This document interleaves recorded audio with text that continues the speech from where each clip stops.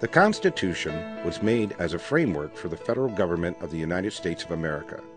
It says that the government should be separated into three separate branches. Those three branches are the executive branch, which includes the president, the legislative branch, which includes Congress, and the judicial branch, which includes the Supreme Court. We proudly present the three branches of government, how they function. The American system of government was created by our founding fathers so that no one branch of the government would be more powerful than the other. First, the legislative branch makes the law. Second, the executive branch executes the law. Last, the judicial branch interprets the law. Each branch performs separate functions and checks the other branch's functions in different ways. They each have an effect on one another. Perhaps most importantly, every branch must respond to the will of the American people. That is a powerful statement. So what does each branch do, and what kind of checks and balances are made on each branch? Let's start with a look at the legislative branch of the U.S. government. What are the roles and responsibilities of the legislative branch? Remember, this is the branch of the government that makes laws. They are the group of people known as Congress. Congress is divided into two parts, the House of Representatives and the Senate. In the House of Representatives, all states are represented and the number of representatives is determined by that state's population. As of now, the state of California holds the most number of representatives at 53, since it is also the most populous state in America. Currently, there are a total of 435 representatives. The members serve a term of 2 years, and there is no limit to how many times they can get re-elected.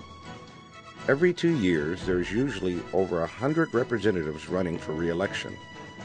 It's hard to understand why someone would run for a position in the House of Representatives.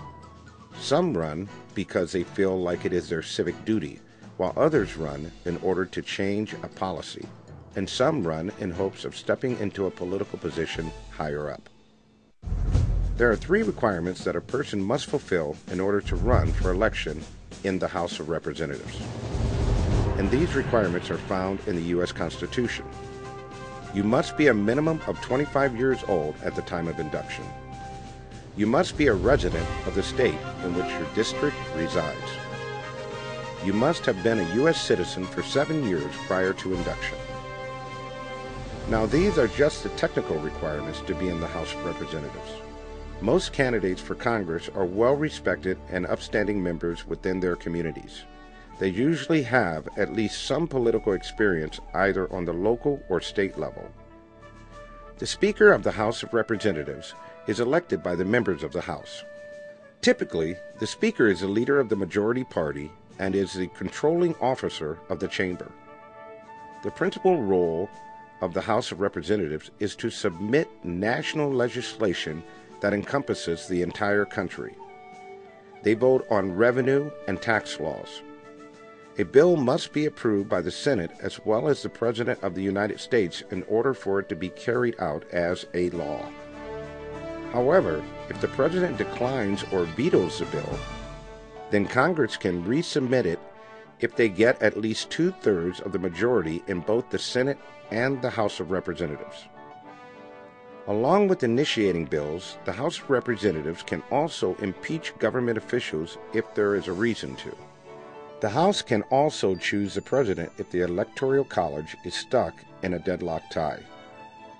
The House of Representatives has a huge power in their job description of regulating the country's government. The House of Representatives holds their sessions in the South Wing of the United States Capitol. In the Senate, all states are represented equally by 2 senators, regardless of the population in the state. The members serve a term of 6 years. These terms are staggered so that approximately 1/3 of the seats are up for election every 2 years. That way, everyone is not running for election at the same time. The requirements in the U.S. Constitution for a person to run for election into the Senate are: you must be a U.S. citizen for at least 9 years when elected to the Senate. You must be at least 30 years of age. You must be a resident of the state that the senator represents. These are just the legal requirements. Typically, a U.S. senator has had previous political experience before being elected, though this is definitely not a prerequisite. The Vice President of the United States presides over the Senate. Other Senate leadership includes the President pro tempore, who leads the Senate in the absence of the Vice President, a Majority Leader, who appoints members to lead and serve on various committees, and a Minority Leader. The Majority Party is a political party, either Republican or Democrat, that has the majority of the seats or spots in Senate. If for some reason there is a tie, the Vice President's political affiliation determines the majority party. The next largest party is known as the Minority Party. The President pro tempore, committee chairs, and some other officials are generally from the majority party. Both parties, majority and minority, also have a person called a whip who helps organize the senators' votes along political party lines. The main function of the Senate is to look at decisions that the President has made and decide if they agree with the President.